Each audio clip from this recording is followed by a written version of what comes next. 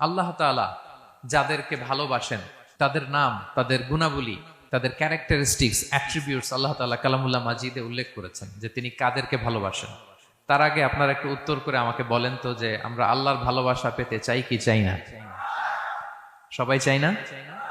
এটাই আজকে আমাদের আলোচনার টপিক, যে যাদেরকে আল্লাহ ভালোবাসেন। আমরা আজকের এই চমৎকার সন্ধ্যায় জেনে নিব যে আল্লাহ তাআলা কাদেরকে পছন্দ করেন এবং কাদেরকে ভালোবাসেন।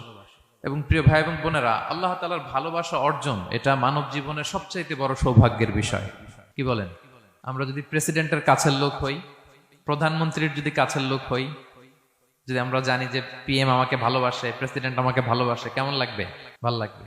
আর যদি আমরা এটা জানতে পারি যে রব্বে কারিম আল্লাহ রব্বুল ইজ্জা ওয়াল জালাল তিনি আমাকে ভালোবাসেন, কেমন লাগবে আমাদের? এই ভালোবাসাকে আমরা বলে বোঝাতে পারবো?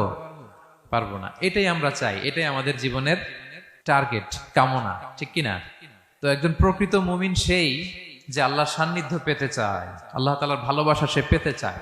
এবং মজার ব্যাপার হচ্ছে আল্লাহ তাআলা সুস্পষ্ট স্টেটমেন্টের মাধ্যমে কালামুল্লাহ মাজিদে তিনি জানিয়ে দিয়েছেন তিনি কাদেরকে কাদেরকে ভালোবাসেন।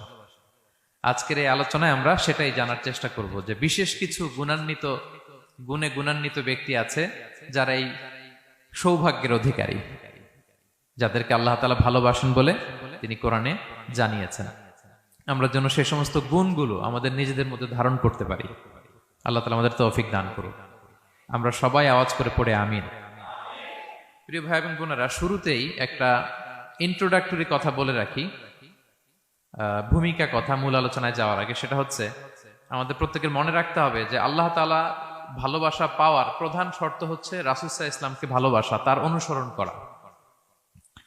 This is the first and foremost reminder tonight.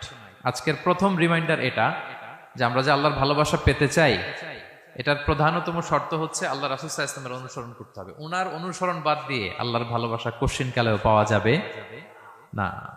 যে আয়াত দিয়ে, সূরাত আলে ইমরানের 31 নম্বর আয়াত দিয়ে আমি আমার আলোচনা শুরু করেছিলাম, এই আয়াতে আল্লাহ তাআলা খুব স্পষ্ট করে বলছেন, কুল ইন কুনতুম তুহিব্বুনাল্লাহা ফাত্তাবিউনি ইউহিব্বুকুমুল্লাহ। হে নবী, আপনি বলে দিন যে ওহে আমার উম্মতেরা, যদি তোমরা আল্লাহকে ভালোবাসতে চাও তাহলে ফাত্তাবিউনি, আমি নবীর অনুসরণ করো, তাহলে ইউহিব্বুকুমুল্লাহ, আল্লাহ তাআলা স্বয়ং তোমাদেরকে ভালোবাসতে শুরু করে দিবেন।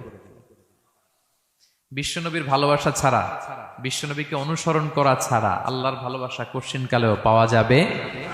কাজী নজরুল ইসলাম খুব চমৎকার করে ওনার কবিতায় লিখেছেন, আল্লাহকে যে পাইতে চায় হাজরাতের অনুসরণে, আরশ কুরসি লৌহ কালাম না চাইতে পেয়েছে সে,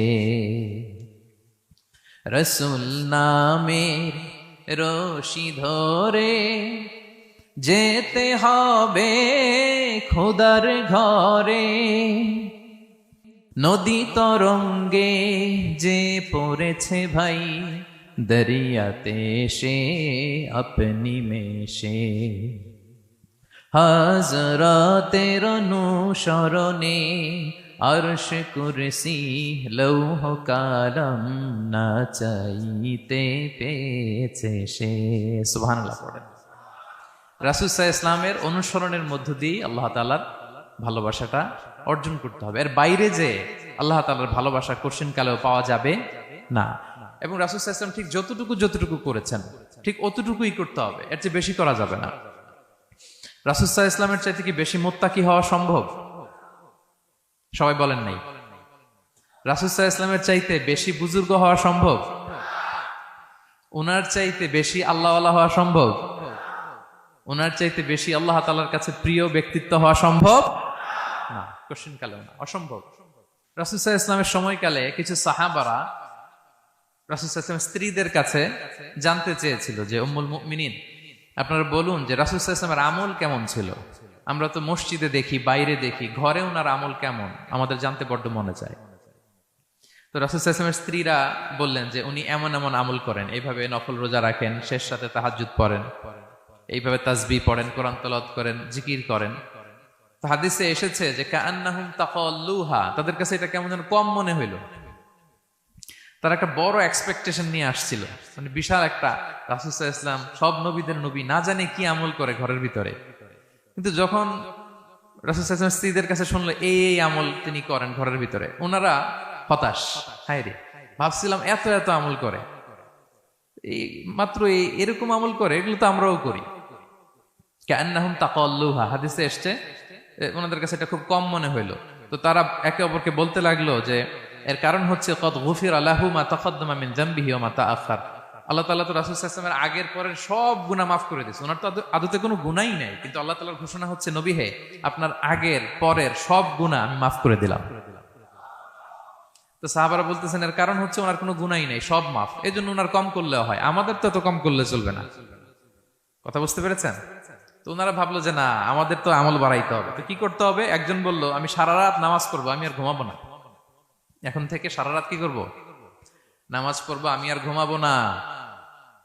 আরেকজন বলল তাহলে আমি সারা বছর রোজা রাখবো, রোজা ভাঙবো না, সারা বছর টানা রোজা, যেহেতু বেশি বেশি করতে হবে। আরেকজন বলল আমি স্ত্রীদের সাথে আর মেলামেশা করবো না, আমার স্ত্রীদের সাথে আমি আমার মতো বৈরাগ্য জীবনযাপন করবো। তো এই কথা যখন রাসূল সাল্লাল্লাহু আলাইহি ওয়াসাল্লাম শুনলেন, রাসূল সাল্লাল্লাহু আলাইহি ওয়াসাল্লাম ওনাদেরকে ডেকে পাঠালেন, ডেকে বললেন আনতুমুল্লাযীনা কুলতুম কাযা ওয়া কাযা, তোমরা কি এমনটা এমনটা বলছো? তারা ভয়ে বলতেছে ইয়া রাসূলুল্লাহ, জি আমরা তো এরকম করে ফেলছি, বলে ফেলছি। তখন রাসূল সাল্লাল্লাহু আলাইহি ওয়াসাল্লাম বললেন ওয়াল্লাহি ইন্নী লা আখশাকুম লিল্লাহি ওয়া আতকাকুম লাহু, আল্লাহর শপথ করে বলছি আমি তোমাদের মধ্য থেকে আল্লাহকে সবচেয়ে বেশি ভয় পাই, আমি সবচেয়ে বড় মুত্তাকি, আমার চেয়ে বেশি কেউ আল্লাহকে ভয় পেতে পারে না। তা আমি সবচেয়ে বড় মুত্তাকি, আমি সবচেয়ে বেশি আল্লাহর প্রিয় ভাজন, আমি আল্লাহর সবচেয়ে বেশি ভয় পাই, এরপরেও আমি রাতে ঘুমাই আবার নামাজও পড়ি, সোম বৃহস্পতিবারে রোজা রাখি, বাকি দিনগুলোতে আমি খাই, আমার তো 11 জন স্ত্রী, আমি সবার সাথে মেলামেশা করি, কই স্ত্রী মেলামেশায়, রোজা রাখা না রাখায়, রাতে ঘুম এবং তাহাজ্জুদ, এই যে ব্যালেন্স করে যে আমি জীবন পরিচালনা করি, এতে আমার মুত্তাকি হইতে তো কোনো সমস্যা হয়নি। আমি শ্রেষ্ঠ নবীর এই মর্যাদা অক্ষুণ্ণ রাখতে তো আমার সমস্যা হয়নি, কিন্তু তোমাদের সমস্যা কোথায়? তখন তিনি একটা অসাধারণ উক্তি করেছিলেন, তিনি বলেছিলেন ফামান রাগিবা আন সুন্নতি ফালাইসা মিন্নি, যে আমার সুন্নতকে অবজ্ঞা করে, মানে আমার যে পন্থা এটা অনুসরণ না করে অন্য কিছু যে করতে চায়, ফালাইসা মিন্নি, সে আমার দলভুক্ত নয়। আল্লাহু আকবার! কি ভারসাম্যবোধ, কি ব্যালেন্সড লাইফস্টাইল, কি পরিমিতি বোধ তিনি আমাদের শিখিয়েছেন। তাহলে বোঝা গেল সারা রাত ইবাদত করলেই ওইটা শ্রেষ্ঠ ইবাদত হয় না। কারণ রাসূল সাল্লাল্লাহু আলাইহি ওয়াসাল্লাম ঘুমাতেন আবার ইবাদত করতেন, স্ত্রীদের সাথে মিলতেন, সামাজিক কাজ করতেন, মাঝে মাঝে নফল রোজা রাখতেন, মাঝে মাঝে অনেকদিন রাখতেন না। This is balance, this is Islam. এবং এর চেয়ে শ্রেষ্ঠ ইসলাম আর হতে পারে না। তার মানে বোঝা গেল রাসূল সাল্লাল্লাহু আলাইহি ওয়াসাল্লামের চাইতে যদি এক কাঠি বেশি বোঝেন আপনি, এটা ইসলাম হবে? এটা হবে বাড়াবাড়ি, ঠিক কি না? রাসূল সাল্লাল্লাহু আলাইহি ওয়াসাল্লাম যেমনটি করেছেন ঠিক তেমনটি করার নাম ইসলাম। এবং এভাবেই আল্লাহ তাআলার ভালোবাসা পাওয়া সম্ভব, এছাড়া পাওয়া সম্ভব। তাহলে মূল আলোচনায় যাওয়ার আগে এটা হচ্ছে ইন্ট্রোডাক্টরি পয়েন্ট 1, যে আল্লাহ তাআলার ভালোবাসা পাওয়ার 1 নাম্বার শর্ত হচ্ছে রাসূল সাল্লাল্লাহু আলাইহি ওয়াসাল্লামের অনুসরণ। তার চেয়ে যদি বেশি ইবাদত করেন ওইটা ইসলাম নয়, তার চেয়ে বেশি বুজুর্গি দেখাইতে গেলে ওইটা বুজুর্গি নয়। তিনি যেমন যেমন করেছেন ঠিক তেমন তেমন করার নামই ইসলাম, এবং সেটার মাধ্যমে আল্লাহ তাআলার ভালোবাসা পাওয়া সম্ভব। এই পয়েন্টটা বুঝছেন না সবাই? আচ্ছা, ইন্ট্রোডাক্টরি পয়েন্টের 2 নাম্বার কথা হচ্ছে আমরা কি করে বুঝবো যে আল্লাহ তাআলা আমাদের ভালোবাসেন? কিভাবে বুঝবো যে তিনি আমাদেরকে পছন্দ করেন, ভালোবাসেন? এটা বোঝার কিছু সিস্টেম আছে। 1 নাম্বার সিস্টেম হচ্ছে আপনি জাস্ট দেখুন যে আপনি নিজেকে কোন কাজে ব্যস্ত রেখেছেন, আপনি আপনাকে কোন কাজে ব্যস্ত রেখেছেন। আপনার লাইফস্টাইলের দিকে তাকান, লুক অ্যাট ইউর লাইফস্টাইল, আপনি নিজেই বুঝে যাবেন। আপনি যদি দেখেন যে না, আপনার ভালো ভালো কাজে আপনার ব্যস্ততা, আপনার এঙ্গেজমেন্ট ভালো লোকদের সাথে, আপনার সার্কেলটা ভেরি গুড সার্কেল, ভালো কাজে আপনার মন টানে, আপনি ভালো কাজ করেন, যদি আপনার কার্যক্রম এরকম হয় তাহলে বুঝে নেবেন আল্লাহ তাআলা আপনাদেরকে ভালোবাসেন। আলহামদুলিল্লাহ।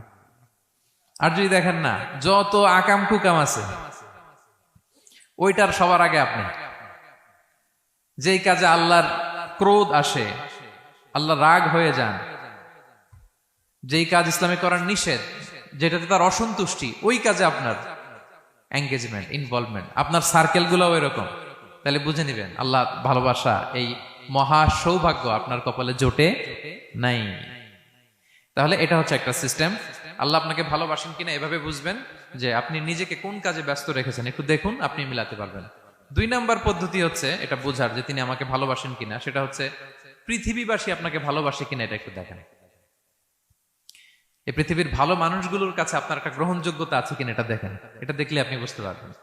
সহিহ মুসলিমের একটা ছোট্ট হাদিস শেয়ার করি। রাসূল সাল্লাল্লাহু আলাইহি ওয়াসাল্লাম বলেছেন যে ইন্নাল্লাহা ইযা আহাব্বা আবদান দাআ জিবরিল ফাকালা ইন্নী উহিব্বু ফুলানান ফাআহিব্বা।